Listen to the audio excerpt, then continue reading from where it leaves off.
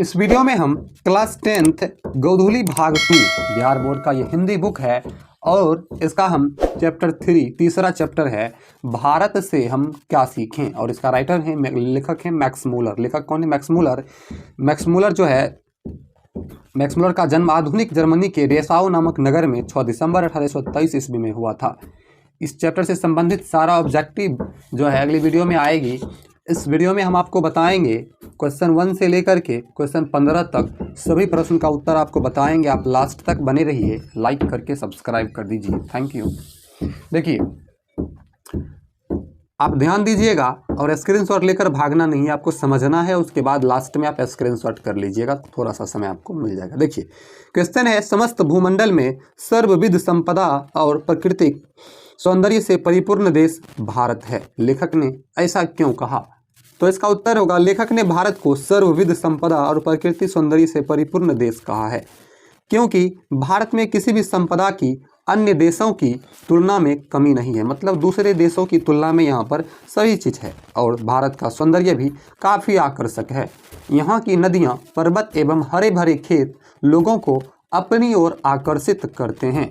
यहाँ का जो खेत है, हरी भरी नदियाँ, हरी भरी खेत और नदी जो है, पर्वत है, लोगों को अट्रैक्ट आकर्षित करते हैं। दूसरा क्वेश्चन है, लेखक की दृष्टि में सच्चे भारत के दर्शन कहाँ हो सकते हैं और क्यों?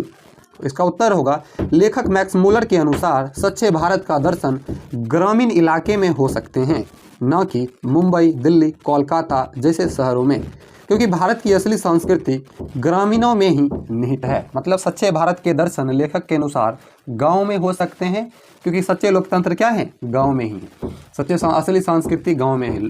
देखिए, अगला प्रश्न है तीसरा, भारत को पहचान सकने वाली दृष्टि की आवश्यकता किनके लिए वांछनीय है और क्यों?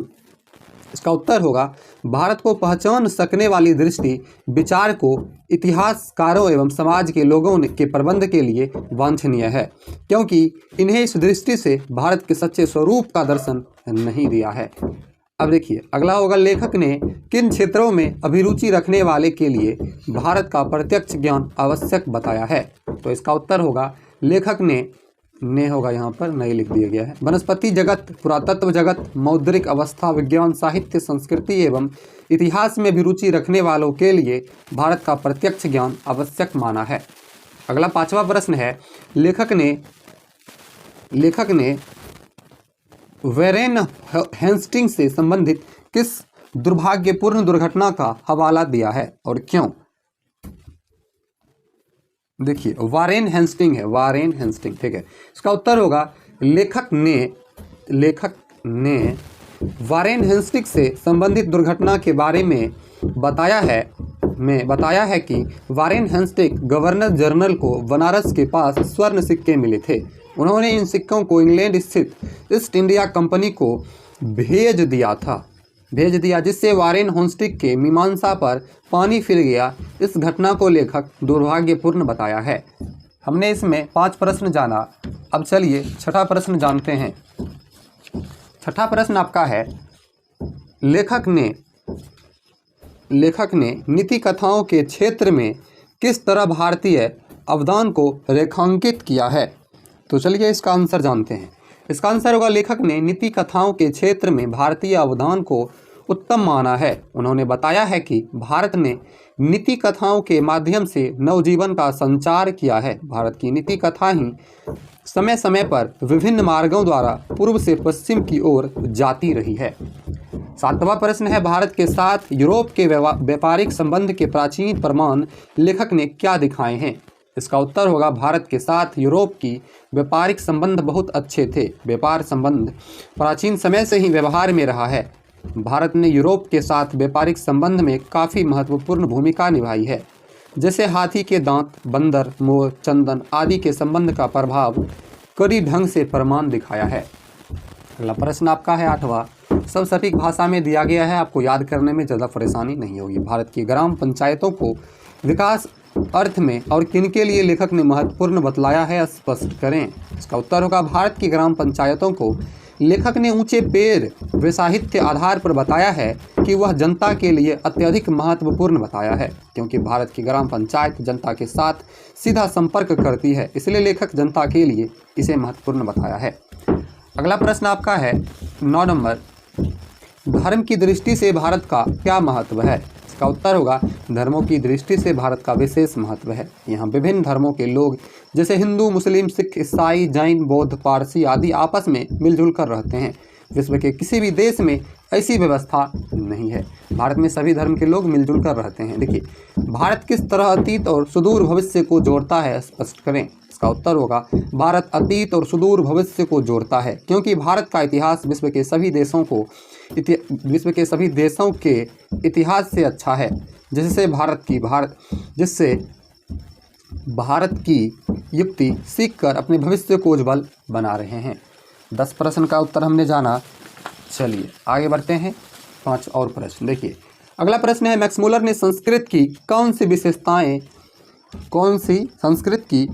विशेषताएं को महत्वपूर्ण बताया है, का महत्व बताया है? तो चलिए इसका आंसर जानते हैं। मैक्समुलर ने संस्कृत को भारत के साथ जोड़कर विश्व परिवार के लिए काफ़ी महत्वपूर्ण बताए हैं, जिसके साथ साथ मनुष्य की हृदय की सहानुभूति, सद्भावना की शिक्षा मिलती है। 12 नंबर प्रश्न है, लेखक वास्तविक इतिहास किसे मानता है और क्यों? इसका उत्तर होगा मैक्समुलर के अनुसार वास्तविक इतिहास वह है जिससे कुछ सीखा जा सके। लेखक भारत के इतिहास को वास्तविक इतिहास बताते हैं, क्योंकि यहाँ के इतिहास में बहुत अच्छा सिखाने को है। देखिए, अगला प्रश्न आपका 13 नंबर है, संस्कृत और दूसरी भारतीय भाषाओं के अध्ययन से पाश्चात्य जगत को प्रमुख लाभ क्या क्या हुए? इसका उत्तर होगा संस्कृत और दूसरी भारतीय भाषाओं के अध्ययन से विश्व में पहचाना और जाना जाता है। उन्होंने भारत के आदर्शों को सच्चे ढंग से देखा है और उनके प्रभाव में आकर अपने को दायित्व माना है। आपका 14 नंबर प्रश्न है, लेखक ने भारत के लिए नव आगंतुक अधिकारियों को किसकी तरह सपने देखने के लिए प्रेरित किया है और क्यों?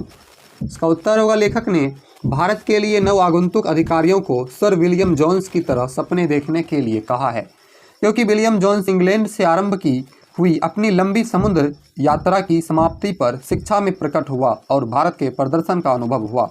ऐसा सपना देखा था कि उनके मन में सुनहरी कल्पना जग गई। और आपका लास्ट प्रश्न है, इस चैप्टर का लास्ट प्रश्न 15 नंबर, लेखक ने नया सिकंदर किसे कहाँ कहा गया है? ऐसा किसे कहा गया है? यहाँ पर कहाँ लिखा गया, कहा गया, ऐसा कहना क्या उचित है? लेखक का अभिप्राय स्पष्ट करें। इसका उत्तर होगा लेखक ने सर विलियम जोन्स की आधुनिक सिकंदर को आधुनिक सिकंदर बताया है, क्योंकि उन्होंने ऐसा कहकर विश्व निर्माण को स्वप्न दर्शनीय सम्मुख आने का न्योता दिया है। तो टोटल इस चैप्टर में 15 प्रश्न थे पाठ से और हमने 15 का उत्तर जाना, और पूरा लिख करके आपको इसीलिए बताया गया है कि सटीक भाषा इसमें से लिखा गया है। तो आप लाइक करके सब्सक्राइब कर लीजिए चैनल को। वीडियो को लाइक आप करते नहीं है, कर दीजिए।